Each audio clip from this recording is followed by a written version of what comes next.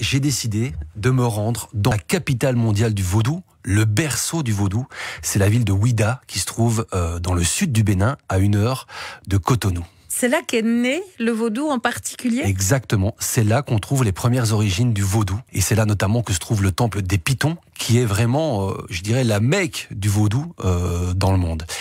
Mais pour moi, comprendre ce culte, et vous allez comprendre qu'en fait c'est une religion à part entière, il fallait que je fasse ma propre initiation. C'était pas possible d'arriver, de les contacter et de les observer de l'extérieur du début à la fin.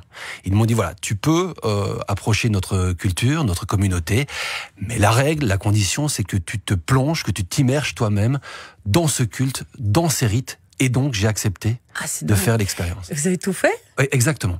La première étape, c'est d'aller voir le messager du Fa. Le Fa, c'est l'espèce d'esprit qui est autour de nous.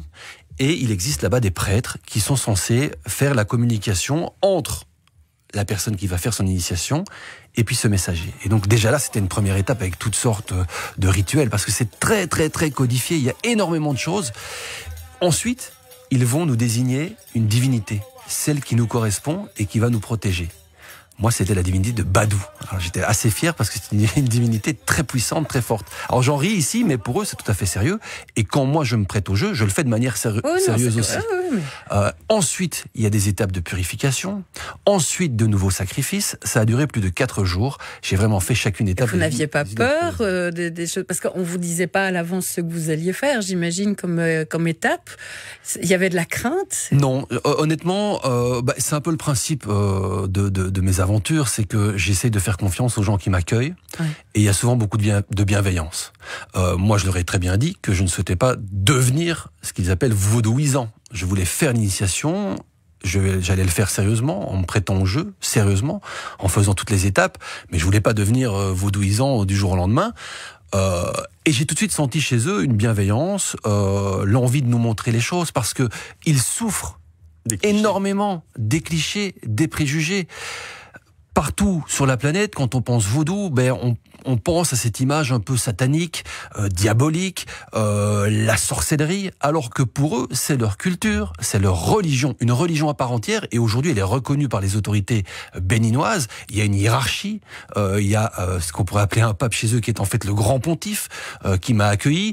Il y a la manière dont ils vivent cette religion officiellement, et puis, comme toutes les croyances, il y a la manière dont chacun le vit en privé, et tout ça, ils voulaient me le montrer, ils étaient vraiment heureux qu'un journaliste occidental vienne s'intéresser à leur religion, à leur culture, à leur rituel, pour un petit peu dédramatiser tout ceci. Donc, je me suis tout de suite senti en confiance, et puis ça s'est très bien passé avec eux, ils sont adorables. Mais il faut dire que l'image un peu presque effrayante, parfois qu'on peut avoir du vaudou, ça nous vient quand même très fort d'une culture cinématographique et littéraire qui nous a beaucoup vendu. Exactement. Mais à la base, ce sont les missionnaires, ce sont les colonisateurs. Lorsqu'on arrive en Afrique de l'Ouest pour faire venir des millions d'esclaves vers l'Europe, vers l'Amérique du Sud, on veut aussi imposer notre propre religion.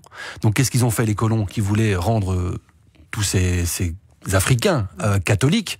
Ils ont commencé par diaboliser leurs propres croyances, en disant ce que vous faites, c'est à peu près n'importe quoi, c'est de la magie noire, c'est de la sorcellerie, et donc ils ont donné une image totalement répugnante, je dirais, de ce culte, qui est une des plus anciennes religions de la planète. L'Afrique, c'est le berceau de l'humanité. Et donc, c'est ainsi que, dans un premier temps, c'est nous-mêmes, les Européens, qui ont rendu cette religion terrifiante.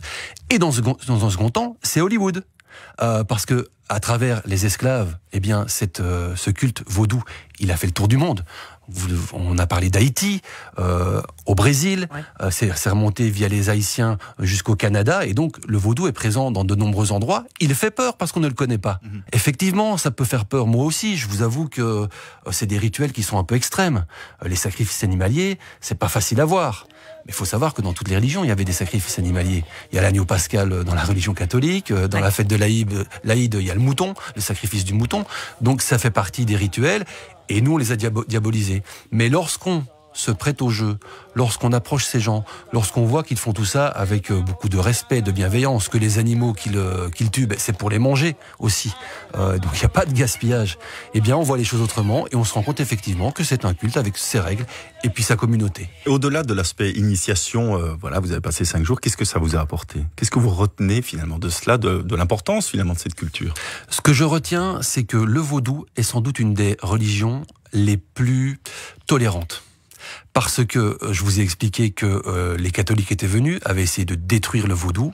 Il faut savoir que sur la grande place de Ouidah, face à la plus grande basilique de la ville, il y a le plus ancien temple vaudou, le temple des Pitons. Et en fait, il faut savoir que ce sont les vaudouisants eux-mêmes qui ont laissé l'espace pour que la basilique puisse se construire. Et aujourd'hui, tout ça fonctionne sous une espèce de syncrétisme, à savoir que 80 à 90% de la population béninoise pratique le vaudou. Mais ce qui est assez dingue, c'est qu'ils peuvent pratiquer plusieurs religions en parallèle. Et donc on dit que certains béninois sont catholiques le jour et vaudouisants la nuit. Il y a d'ailleurs pas mal de politiques qui n'assument pas toujours leur pratique du vaudou et qui décident de faire ça un peu en cachette la nuit.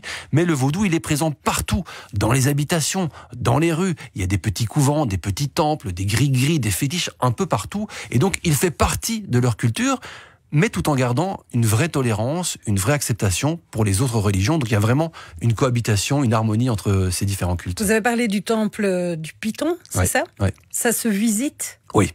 Alors le temple de Piton, c'est vraiment un endroit assez étonnant. C'est un petit temple, il ne paye pas de mine, et à l'intérieur, il y a une 50aine de pitons qu'on peut mettre autour du cou, parce que ce sont des animaux qui sont inoffensifs. Mais il faut savoir que les pitons, ils sont totalement vénérés par la population béninoise, parce qu'à l'origine, ils auraient sauvé la ville de Ouidah des envahisseurs, ils auraient repoussé le royaume ennemi, et donc ils sont vénérés, et en plus, ce sont des animaux qui, dans les champs, dans l'agriculture, mangent les petits rongeurs, et donc protègent l'agriculture, et donc ils sont vénérés, et donc les pitons, à Ouidah, ils sont libres de leur mouvement.